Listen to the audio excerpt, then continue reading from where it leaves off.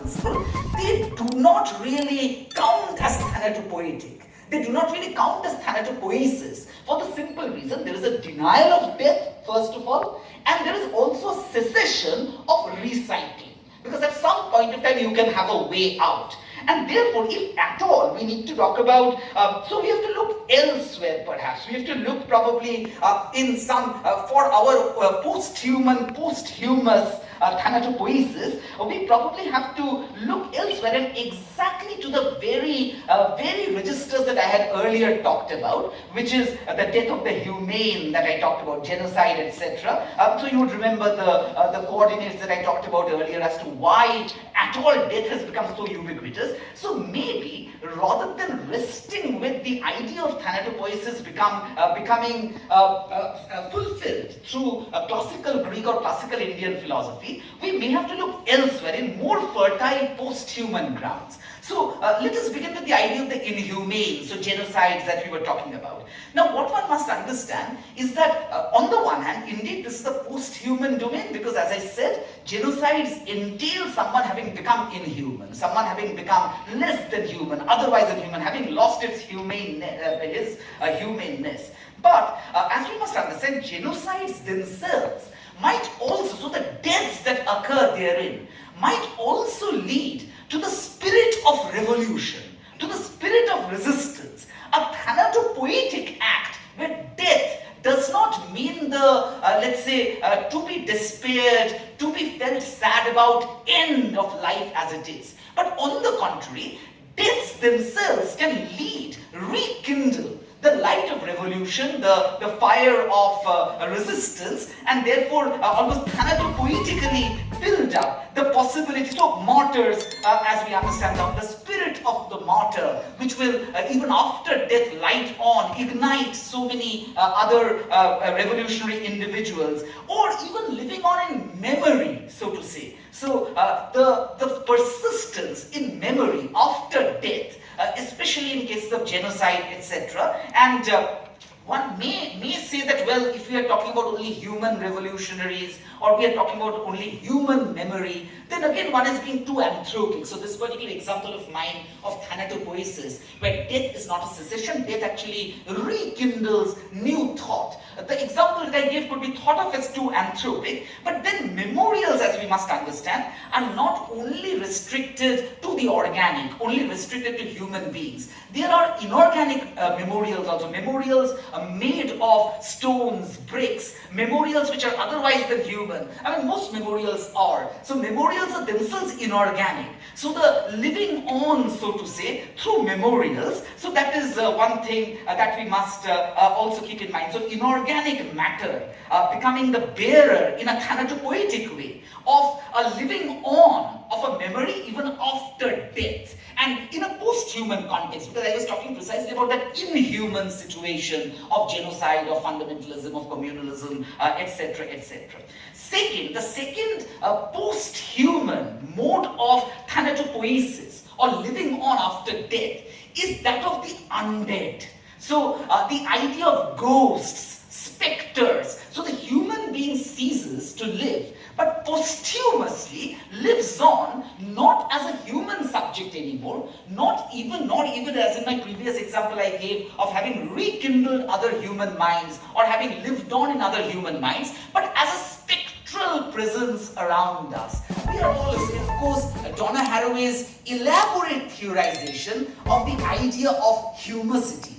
So again, working, so I have already used the term posthuman, posthumous already in my talk so much. So how the posthumous, or what lies after death, or being after death, is connected to the posthuman. But Donna Haraway, as you know, she brings in this idea of humicities itself. Humus, as we know, is after death when you rot, when organic matter becomes part of the earth and ends up fertilizing earth. And as Donna Haraway very nicely says, that she believes that humanities has to evolve into humicities. Humanities has to evolve, the anthropic code of humanities has to evolve into us being able to think of dead matter as fertilizing earth, And she also talks about composting in a major way, as you do know, compost. At the end of the day, we are all composed. We human beings, as well as our otherwise than human co-partners in this world, all organic matter on this world, at the end of the day, all of us will die. And all of us will disintegrate and decompose and become part of the earth. But having become that, what does compost do? What does humus do? So humus and compost essentially fertilize the earth. Humus, so we may be dead someday, we'll all die someday. But as dead bodies, as compost, as humus, we end up fertilizing new species who will come up, new species who will populate the earth, new life forms will grow, having in a way nourished themselves from our own dead remains. Therein, therefore, as Donna Haraway also builds up this huge ethics through her idea of humacities and through her idea of compost. So there is nothing to really despair about species extinctions. There is nothing really to despair. In fact, despairing about death is shallow ecology. So us despairing that, well, look what kind of environmental disasters are happening all around us. The world is going to be destroyed. Our species will become extinct. All species are becoming extinct. It's really a very sad situation. And therefore, let's do something about it. Let's save humankind. Let's save other species. That's shallow ecological. A more deep ecological understanding of the situation would be that, of course, there have been so many mass extinctions in the long history of this world. There have always been, so dinosaurs became extinct, and now as fossils, as posthumous entities, they provide us with fossil fuels, and not they necessarily, but some fossils or the other. So our current world runs its energy on what are the composted remains of some species which have gone extinct a few million years back. Similarly, we will also die. This particular life that currently is there on Earth will indeed get extinct. But rather than getting alarmed about the thanatopolitics of it, let's think of how it is thanatopoetic in nature.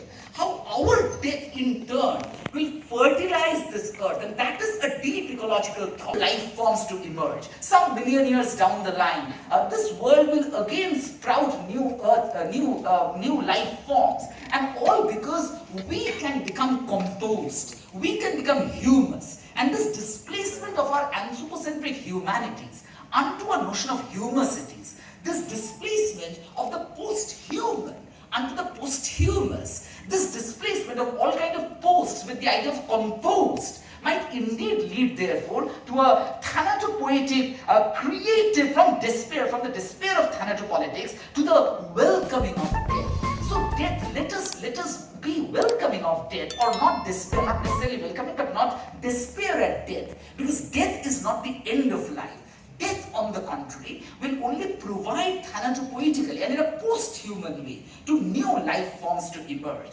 And therefore, from humanities to humacities is precisely the thanatopoetic turn that I want to close my thoughts with. And also this regeneration, so regeneration itself, so to say, rather than only in a paranoid manner averting death. So in a way, it's also like the ship of Theseus. So our entire world in its long history is like the ship of Theseus, where every part might get replaced time to time. But at the end of the day, a ship still, and that as you know, is a thought experiment. Is it the same ship or is it not the same ship? But nevertheless, so the fact that each part of us will die someday, but it will be replaced by something else, and to lead on to new leases of the ship still continuing to be there. This earth that we together share as multiple species will continue to be there.